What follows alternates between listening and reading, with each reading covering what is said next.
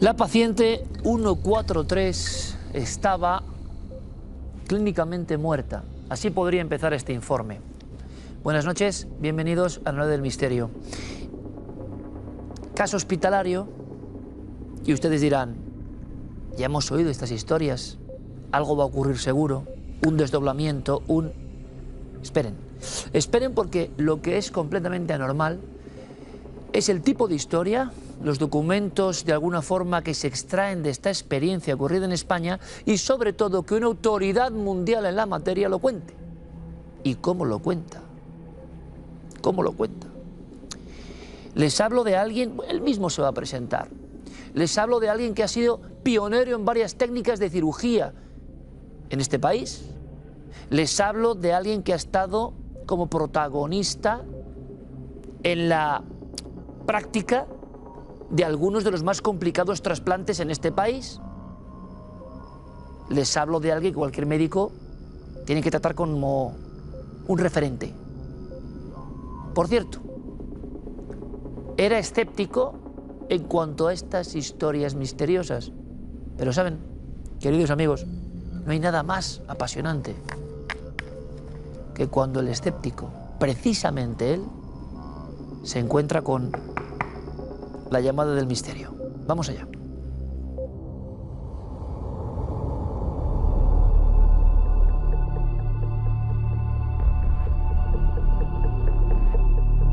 Soy Manuel Sanz Segarra, nacido en Barcelona. Soy licenciado en Medicina y Cirugía por la Facultad de Medicina de la Universidad de Barcelona. Soy doctor en Medicina y Cirugía por la Universidad de Barcelona. Soy especialista en cirugía general y del aparato digestivo, especialmente en cirugía oncológica. Fui el jefe del servicio de cirugía general y del aparato digestivo del Hospital Universitario de Bellvitge, donde se hizo el primer trasplante hepático en mi servicio hace 40 años. Y también el primero que hicimos de autotrasplante de páncreas que hice yo.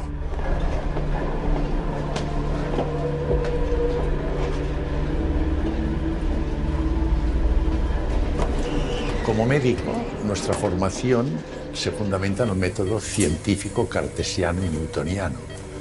Por lo tanto, nos movemos en una ontología materialista totalmente.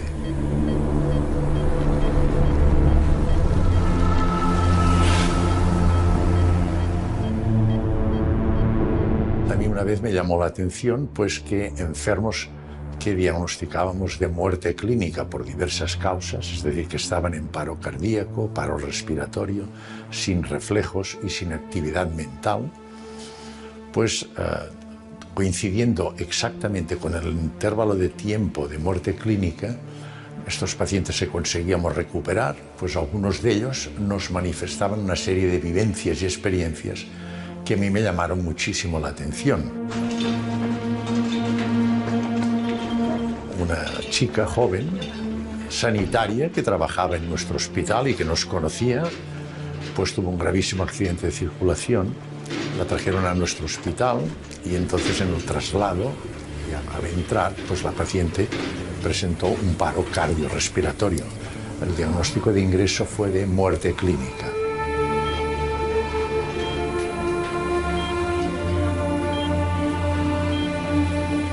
Iniciamos rápidamente las medidas de reanimación cardiorrespiratoria, es masaje cardíaco externo, punción intracardíaca con adrenalina y después la aplicación del DEA, el desfibrilador descargas. Conseguimos recuperar a la paciente su ritmo sinusal cardíaco normal próximo a los 10 minutos, o 7 o 8 minutos exactamente, no recuerdo exactamente cuándo. Remontamos a la paciente, la operé porque tenía una gran hemorragia intraabdominal, que era la consecuencia de la causa de su paro cardiorrespiratorio. Tenía una lesión de bazo y de hígado que reparamos y la enferma ya ha recuperado de su cuadro hemorrágico, pasó a cuidados intensivos, tenía también una conmoción cerebral y a los 6-7 días la enferma se despertó con la agradable sorpresa de que no tenía ninguna secuela neurológica a consecuencia del paro y a consecuencia del traumatismo cráneoencefálico. Esta enferma ya tenía experiencia de otros casos. Estos pacientes que recuperamos, yo les digo, ¿usted ha tenido algún tipo de vivencia que salga de lo habitual durante el intervalo de tiempo en que usted ha estado aquí en el hospital? Y ella me contestó de una manera pues muy, yo ya la conozco, dice, no quiero hablar de este tema. Cuando contestan así es que seguro que detrás hay alguna cosa. Aquel día no insistí.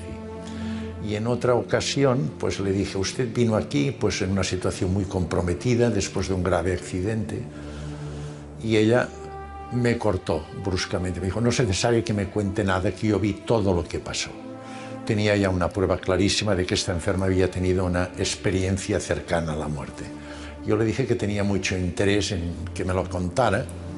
Y ella, es la contestación habitual que hacen, que es que dicen que no la quieren contar porque sabe que no la vamos a entender ni a comprender. Lo que ella vivió, que está fuera de lo normal y que si me lo contaran no me lo creería y la cualificaría de psicópata, de enferma mental o de alucinaciones o cosas atípicas y anormales. Le manifesté que ya tenía experiencia en este fenómeno y que me interesaba pues mucho conocer su caso. Al final la convencí y me contó exactamente qué es lo que ella vivió durante su experiencia cercana a la muerte. Que repito, y esto tiene que constar, que coincide exactamente con el tiempo en que ella está clínicamente muerta. Lo primero que ella notó fue la salida del cuerpo desde una posición elevada, pues ella vio la camilla, identificó su cuerpo, esto le condicionó una enorme sorpresa, no entendía cómo ella era consciente de su cuerpo, que estaba totalmente fuera de su concepción real, que ella estaba en una posición elevada, y una serie de sanitarios que estaban haciendo maniobras de reanimación. Intentó ponerse en contacto con nosotros, le fue imposible con los medios habituales. Entonces se acercó a mí y me tocó. Su sorpresa fue muy grande. Al tocarme pasó a través mío. Yo no noté absolutamente nada. Pasó a través de las paredes y entonces me contó exactamente todo lo que estaba ocurriendo en aquellos momentos en el servicio de urgencias de mi hospital. Me dijo, el equipo de trauma estaba operando una fractura de cuello de fémur de urgencia. Yo después en los ordenadores identifiqué y exactamente todo lo que me contó es lo que estaba ocurriendo en aquel momento. Posteriormente ella dice que empezó a notar una sensación de paz, de armonía, de gozo interior. Contactó con unos seres que ella llamó de luz, que le ayudaron en esta situación. Dice que desprendían un amor ya muy importante, que ella era consciente del amor que recibía de estos seres de luz.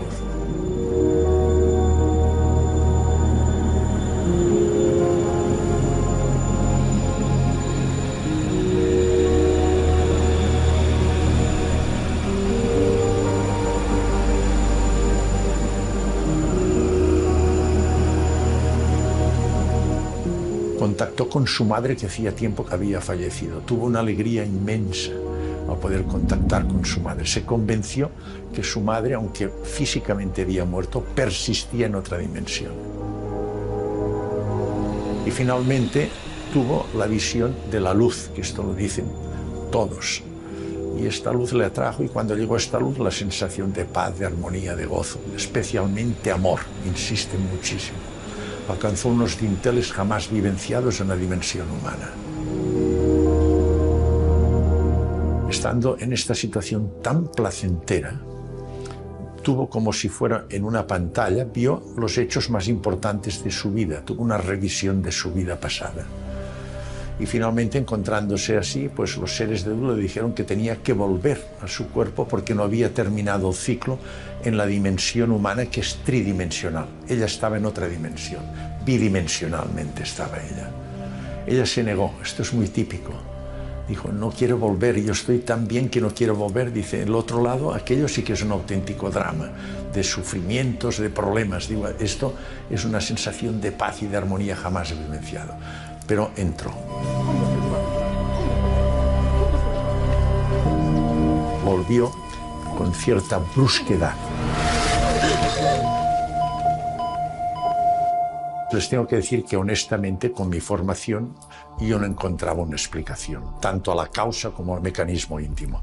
Entonces recurrí a otros expertos en otras disciplinas que me podían ayudar, neurólogos, psiquiatras, psicólogos, neuroradiólogos. Y entonces les comenté que yo tenía estas experiencias con los enfermos. La respuesta fue automática por parte de todos ellos. Son alucinaciones.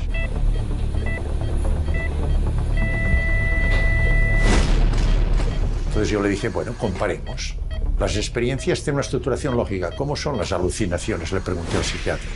Dice, no, son absurdas, no tienen ninguna lógica. Las experiencias cercanas a la muerte se repiten unos ítems. Las alucinaciones, ¿cómo? Dice, no, son totalmente, no tiene nada que ver la alucinación de un paciente con la de otro. Mis enfermos se acuerdan toda la vida de las experiencias cercanas a la muerte, las alucinaciones. Dice, no. Dice, no solo se olvidan, sino que no quieren saber nada, les da vergüenza. Se olvidan rotundamente, no quieren nunca más hablar de esto. Digo, y finalmente condiciona un impacto psicológico muy profundo. Dice, no, en absoluto. Digo, clínicamente tenéis que reconocer que una alucinación es totalmente distinta a una experiencia cercana a la muerte. Se callaron y lo reconocieron.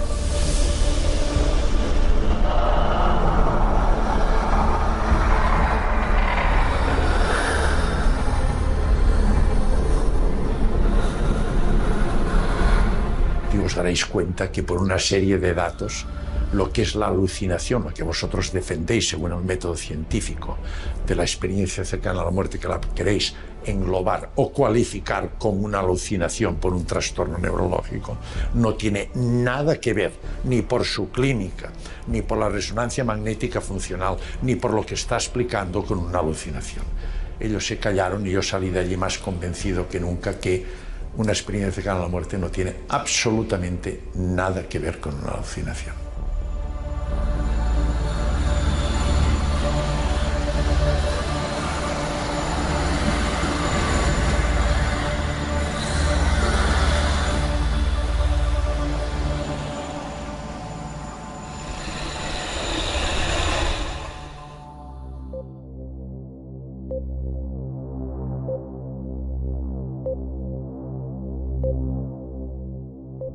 Yo ya les advertí, ¿cómo lo cuenta el doctor Sanz Segarra?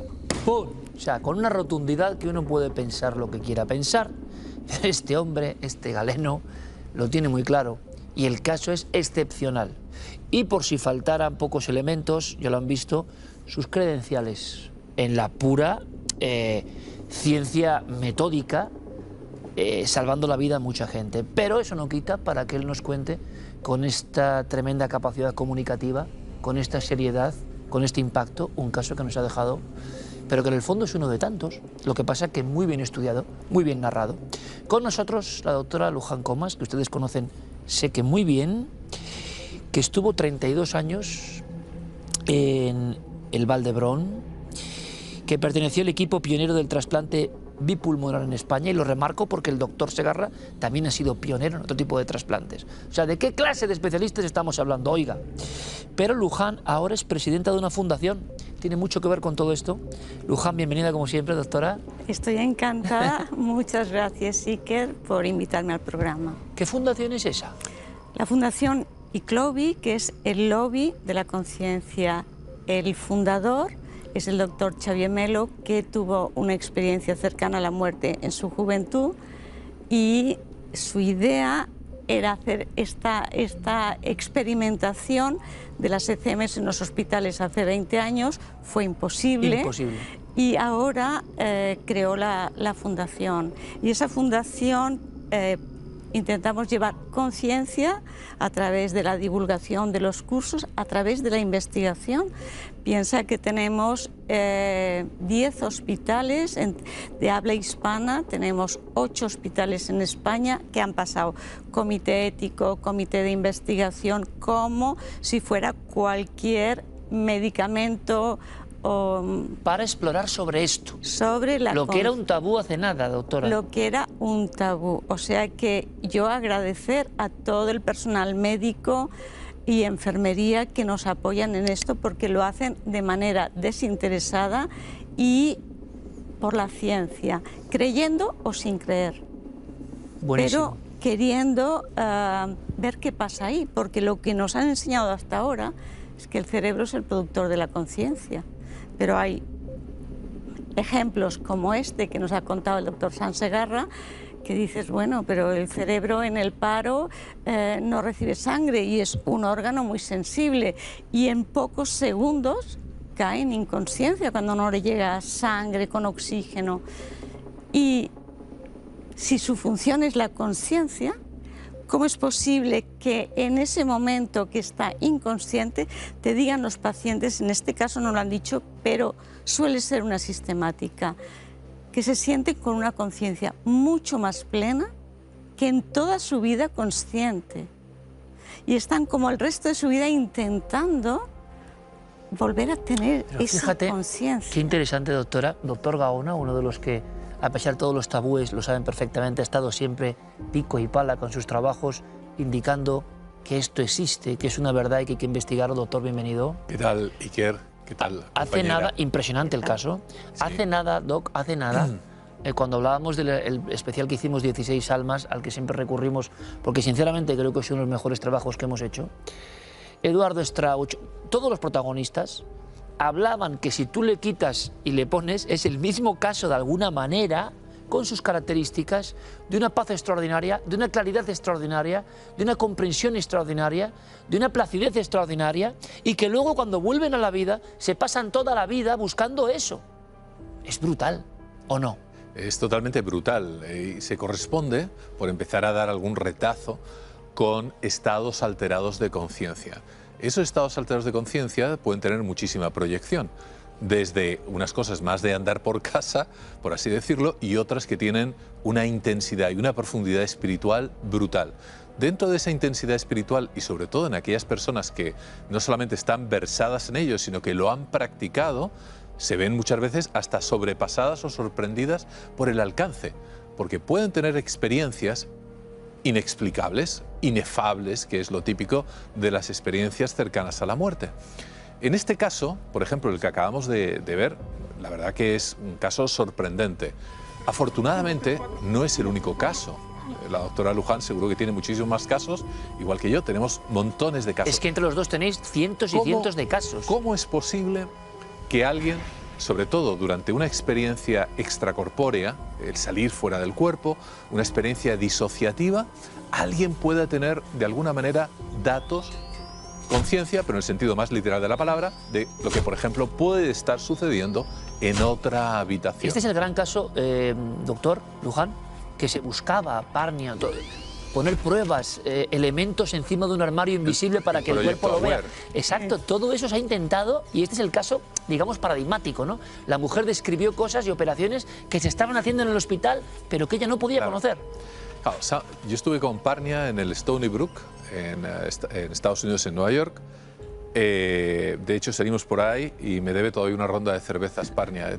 Digo, ya te la pagaré mañana, todavía estoy esperando. Pero bueno, dejando ese pequeño detalle, esa pequeña anécdota, Parnia, siguiendo ese ejemplo newtoniano, cartesiano, etcétera, lo que hizo fue poner una serie de pantallas invertidas sobre las salas donde se solía resucitar a las personas, de manera que al estar invertidas y la imagen hacia arriba, supuestamente durante una experiencia extracorpórea deberías de ser capaz de ver, esto es a grandes rasgos resumiéndolo, lo que están en las susodichas pantallas. Pero claro, Parnia se olvidó de algo también que es, creo yo, importante. Es que esas experiencias no suceden siempre. Claro. Suceden de manera ocasional, solamente en ciertas personas, y por otro lado también hay que ver si aquellas son capaces de recordarlo, de saber qué es lo que está sucediendo y llegar más allá. Por eso, no. Doctor, lo apasionante, No es tan doctora, fácil. de esta historia es, siempre habíamos oído, y vio lo que estaban haciendo en su propia operación, de acuerdo.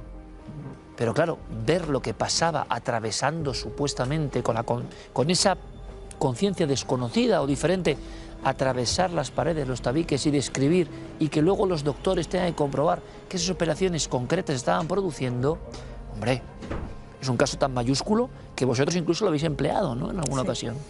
Pero fíjate que hay una cosa que no se comenta nunca y se da en muchos casos. Este es uno. Esta mujer luego estaba recuperada totalmente. hay muchos casos de personas que están con un cáncer terminal, como Anita Moorjani o el doctor Iben Alexander, que su cerebro estaba, toda la parte cognitiva estaba destrozado por esa bacteria, que cuando vuelven se recuperan. Eso tiene que ver con la propia experiencia. Tiene que ver con la propia experiencia. Ahora, ¿cómo?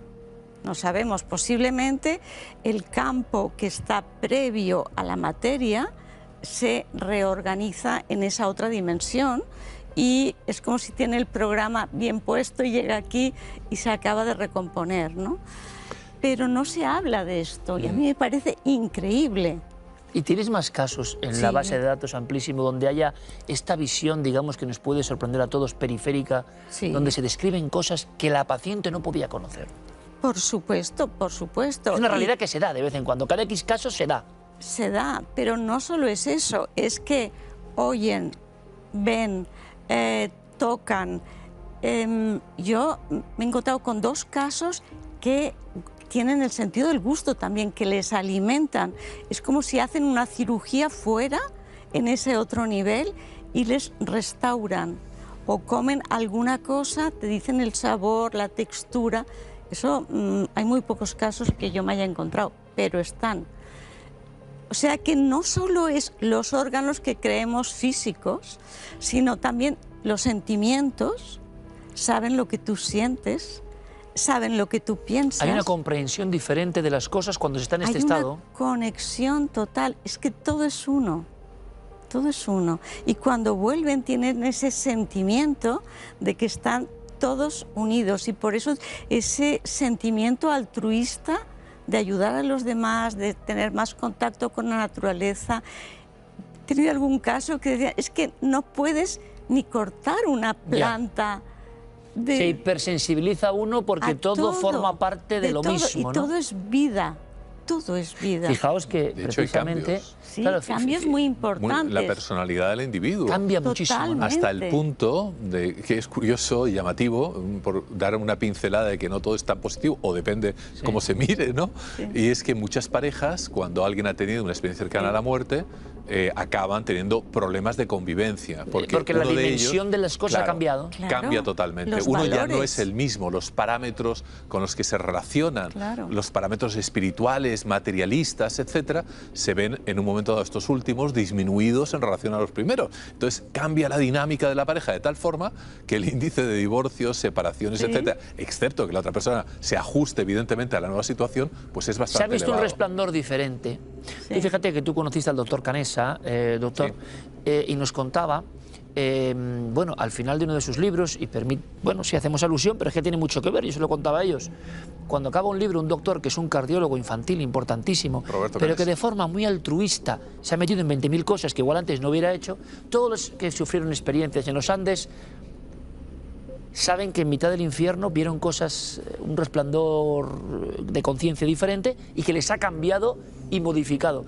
Y decía él, el resplandor de la montaña. Strauch lo mismo, que la montaña y ellos eran lo mismo, que de repente en mitad del infierno más absoluto hay quien dice, doctor, inanición, la mente baja a unos estadios que no sabemos cuáles son, no ha ocurrido en toda la historia que un grupo humano esté de nuevo en la caverna, que es un avión en mitad de los Andes, sin nada, y es un experimento donde hay varias ECMs transformadoras.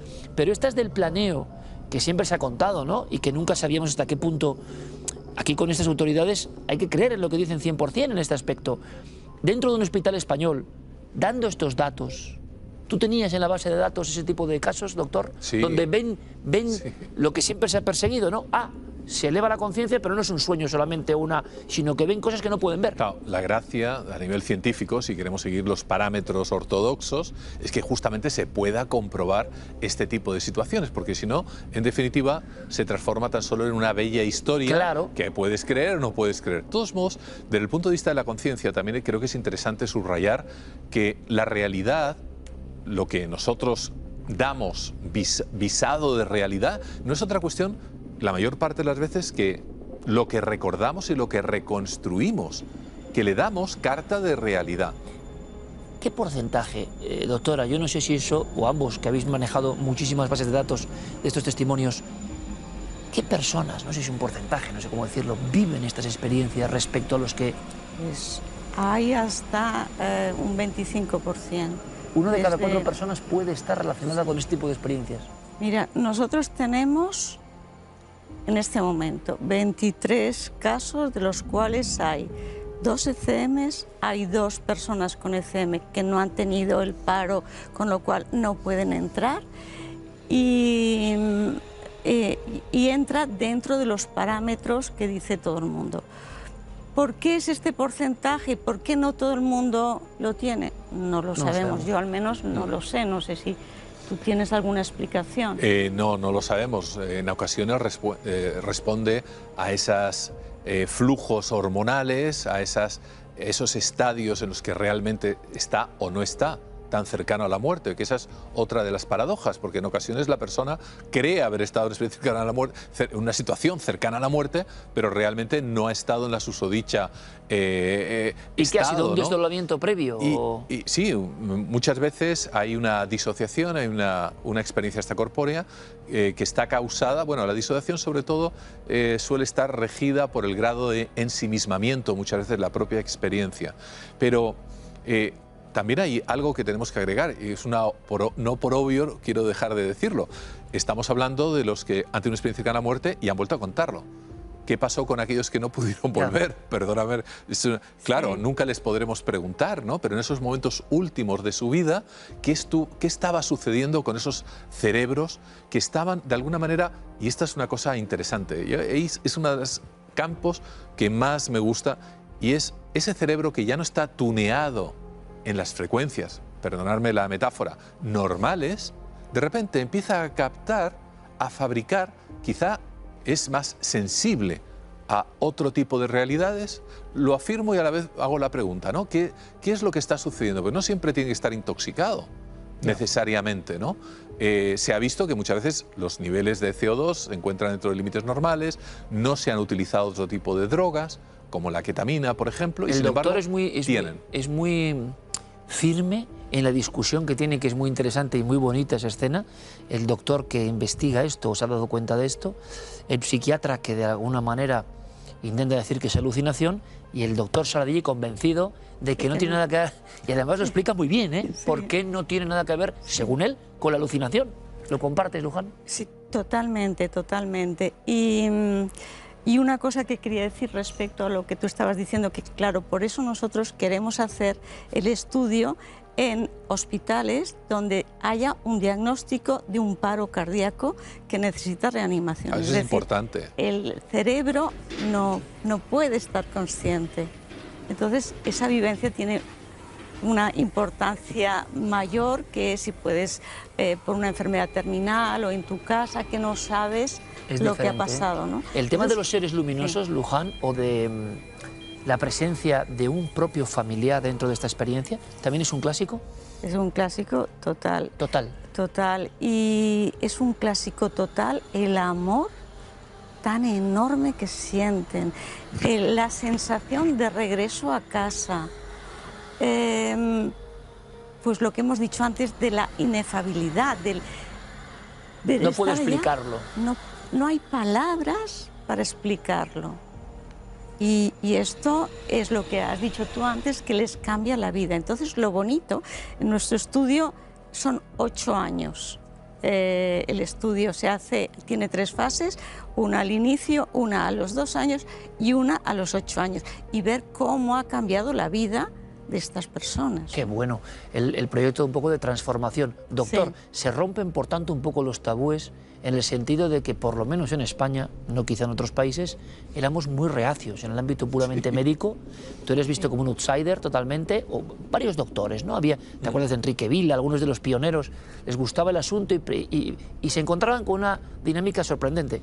Casi nadie en el ámbito, en el sistema, quería admitir que esto pasaba, pero luego los casos llegaban a decenas. Entonces ahí viene una contradicción tremenda, ¿no? Pero había, sin embargo, no una organización. Tú has intentado hacer un montón de cosas en el aspecto de sistematizar esa información, pero como si, no sé cómo decirlo, no sé si decir los popes o, bueno, los que dictan las normas, no estaban muy contentos con estas experiencias. Sin embargo, lo que contaba Moody incluso, se sigue repitiendo como si fuera un código permanente, como una alucinación compartida entonces, por toda la humanidad. Claro, los popes en cuestión muchas veces, y lo digo con todo el respeto, pues seguramente saben de muchísimas más cosas que cualquiera de los que estamos sentados en esta mesa, pero la mayor parte de las veces, y particularmente respecto a las experiencias cercanas a la muerte, en general no conocen más de lo que han leído en un suplemento dominical. Así de claro, lo siento si algún pope nos está viendo, pero la mayor parte no han profundizado. Y aquellos que profundizan y no les interesa, realmente podríamos señalarlos como anticientíficos. Porque, aunque no tuviese ningún aspecto sobrenatural, etéreo, paranormal, etcétera, etcétera, no es menos cierto que es una expresión cultural, antropológica, psicológica y psiquiátrica brutal en las últimas experiencias que solemos tener los seres humanos. Y por lo tanto son candidatas, totalmente candidatas a sufrir cualquier tipo de estudio. Por supuesto que sí. ¿Por qué no? ¿Les da miedo? Porque hay un conocimiento eso es anticientífico, ahí, que no lo estudies. Un conocimiento bueno para la humanidad, ¿no? Lógico. Pero claro. tú, doctora, te estás dando cuenta de que eso, pacientemente, muchas personas que no esperabas están pasando el filtro. Muchas. Esta es la buena noticia de esto. Es la buena noticia y tenemos más hospitales que todavía están en los trámites, que esos, la verdad es que son muy largos, ¿no? Pero cada vez hay más gente. Ya cuando ves un caso de estos y ves que ha habido un paro, claro, si realmente te gusta la investigación, tienes que averiguar qué está pasando ahí porque rompe todos los esquemas. ¿Y te has encontrado tienes. problemas, doctora? Es decir, tú hablas 10 hospitales, 8 españoles, están integrados en la idea de entender desde dentro, que es lo importante, qué pasa con estas experiencias que siempre han estado un poco ahí al margen, recurrentes pero al margen. Pero te has encontrado también presiones o dificultades. En lo monetario. En lo monetario. Claro, porque es un estudio que no hay dinero. La gente lo hace de manera altruista, ¿no? Se necesita de dinero para buscar las monitorizaciones y comprobar que lo que han puesto en el cuaderno de recogida de datos es lo mismo que está en la historia clínica y demás. Pero la gente lo hace porque quiere saber. Ya. Y eso es apasionante. O sea, que son los entusiastas los que tiran un poco del hilo, ¿no? Y luego van las instituciones. Porque a veces hemos tenido entusiastas y las instituciones han dicho que como no había dinero, no lo hacían. Y luego siempre pensamos, doctores, ¿lo que opináis? Hay dinero para tantas cosas absolutamente absurdas, pero ese es el sistema también. Y resulta que para un estudio pionero de lo que pasa en algo que creo que nos debería interesar a todos, prescindiendo de nuestra raza, ideología, color de piel, procedencia, porque todos vamos a estar en ese umbral, queridos amigos. Hombre, tener conocimiento sobre eso a nivel científico-médico sería maravilloso, ¿no? Pero para eso parece que no hay tanta alegría monetaria como hay para otras cosas, cosa que no nos extraña. Hombre, lo interesante, y a raíz de la experiencia del doctor Sansegarra, tan bien contada, tan tremenda, es un poco cómo está el estado de la cuestión. Y yo creo que es muy interesante, doctores, que en España algo se está moviendo. Siempre hablamos de nuestro país como alejado de toda la vanguardia, que siempre los estadounidenses, los australianos, los holandeses, los ingleses, pero oye, hay una luz de esperanza. Claro que sí. Y si alguien quiere más información, ahí damos los días de contacto, porque siempre que lo hacemos llega un tsunami de gente que, pese a quien pese, doctor, ha vivido estas experiencias y hay que saber algo más. Aquí hay dos personas en vanguardia absolutamente. Doctor Gaona, doctora Luján Comas, os deseamos todo lo mejor y esta es vuestra casa para seguir contando las experiencias. Ya lo sabéis. Muchas gracias. Gracias, Luján, mucha suerte. Gracias, doctor, como siempre, mucha suerte. Bueno, y yo...